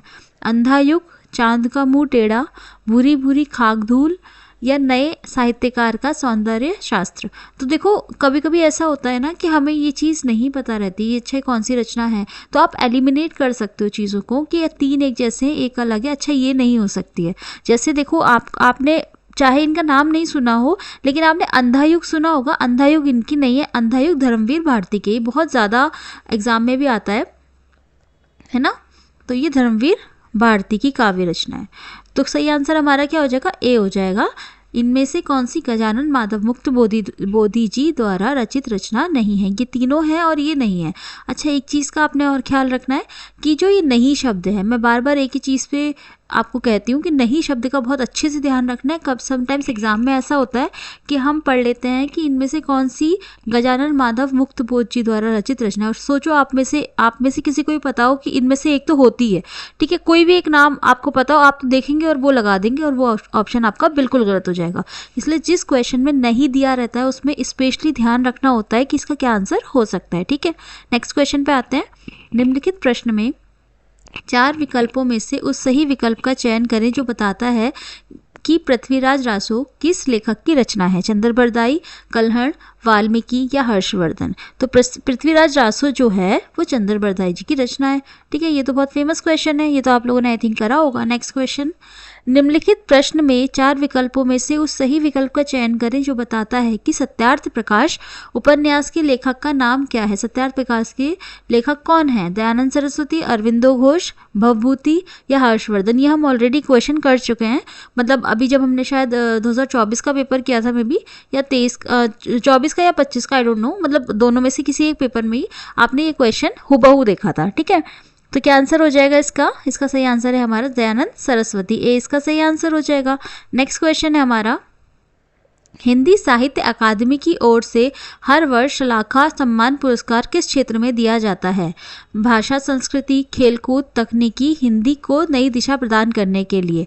तो आपको बताना है कि शलाका सम्मान पुरस्कार किस क्षेत्र में दिया जाता है। तो किस क्षेत्र में दिया जाता है ये? क्या आंसर हो जाएगा? हिंदी को नई दिशा प्रदान करने के लिए। तो इसका सही आंसर हमारा डी हो जाएगा। नेक्स्ट क्वेश्चन, निम्नलिखित प्रश्न में 4 विकल्पों में से उस विकल्प का चयन करें जो दिए गए शब्द का सही समान अर्थ वाला शब्द है। जो दुविधा का आपको सही समान अर्थ बताना है कि इसमें से कौन सा शब्द है?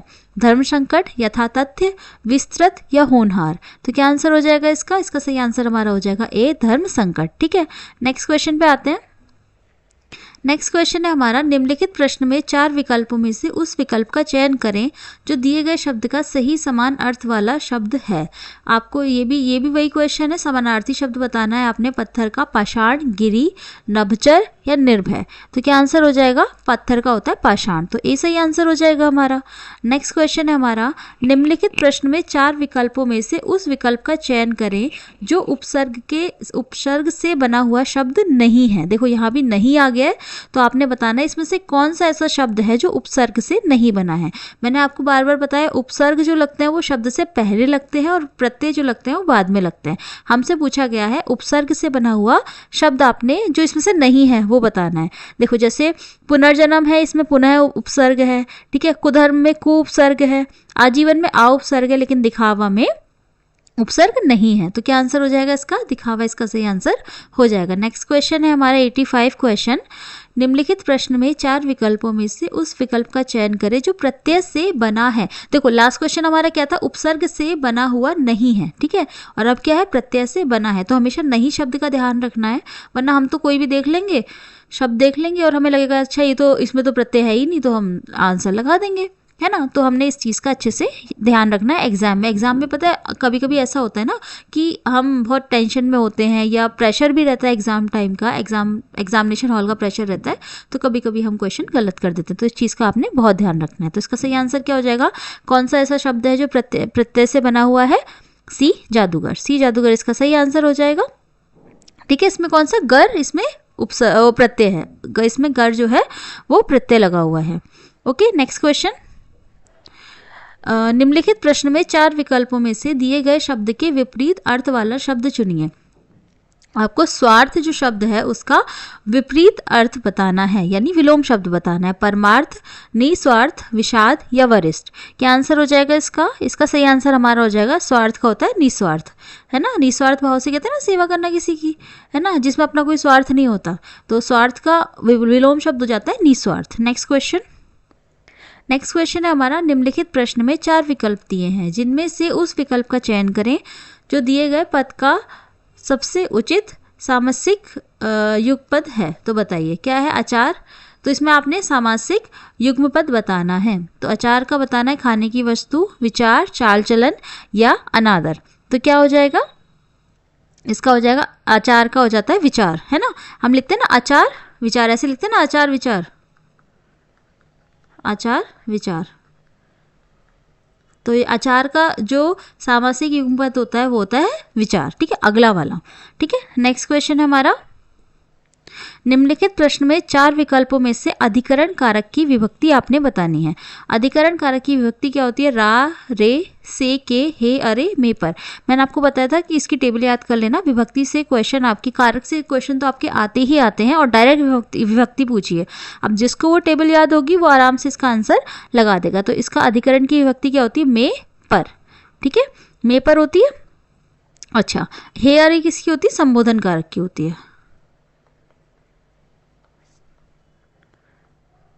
ना। साथ साथ हम ये क्वेश्चन भी कर लेते हैं, ठीक है। ये हमारी हो गई अधिकरण कारक की हो गई मे पर, अधिकरण कारक, ठीक है। नेक्स्ट क्वेश्चन, हाँ, फिर हमारी हो जाती है रा, री, रे, ये सब हमारी क्या होती है? संबंध कारक की आती है,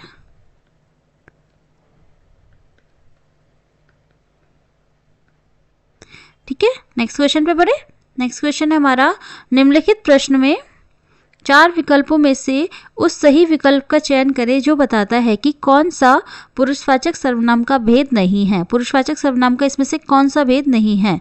अन्य पुरुष, मध्यम पुरुष, अति उत्तम पुरुष या उत्तम पुरुष। तो देखो जो पुरुषवाचक सर्वनाम होता है ना, वो उसके कितने होते हैं? वो उसके 6 भेद होते हैं। कौन कौन से? पुरुषवाचक सर्वनाम, ये मैंने पहले बता रखा था कौन सा पुरुषवाचक होता है। पुरुषवाचक सर्वनाम के मेनली 6 भेद होते हैं। पुरुषवाचक, अनिश्चयवाचक, निश्चयवाचक, निजवाचक, प्रश्नवाचक और संबंधवाचक, ठीक है। ये हमने ऑलरेडी पढ़ा हुआ है। तो आपने बताना है कि कौन सा पुरुषवाचक सर्वनाम का भेद नहीं है। तो कौन सा नहीं है? अति उत्तम पुरुष जो होता है, अन्य पुरुष, मध्यम पुरुष, उत्तम पुरुष, ये सारे भेद होते हैं। अति उत्तम पुरुष जो है वो पुरुषवाचक सर्वनाम का कोई भेद नहीं होता है। तो आंसर हो जाएगा इसका सी। नेक्स्ट क्वेश्चन है हमारा 90 क्वेश्चन। निम्नलिखित प्रश्न में 4 विकल्पों में से उस सही विकल्प का चयन करें जो बताता है कि क्रिया भूतकाल से शुरू होकर अभी अभी समाप्त हुई है। देखो ये हमने क्वेश्चन, इसका हमने एग्जाम्पल किया था 2025 के पेपर में, आई थिंक हमने इसका पूरा एग्जाम्पल किया था।